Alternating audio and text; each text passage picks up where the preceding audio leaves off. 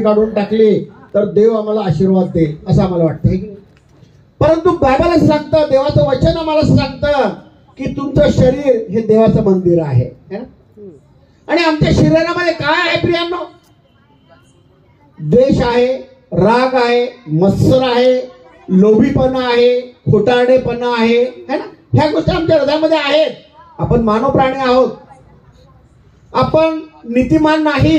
Bible असं सांगतं की तुम्ही नीतिमान नाहीच आणि आपण नीतिमान नाही, म्हणून आपल्या हृदयामध्ये ह्या गोष्टी नक्कीच आहेत प्रियांनो.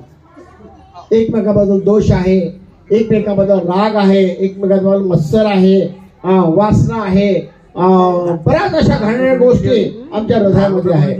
परंतु परमेश्वराचं वचन आम्हाला सांगतं की प्रियांनो, तुमचं शरीर हे देवा शरीराची जर स्वच्छता केली नाही तर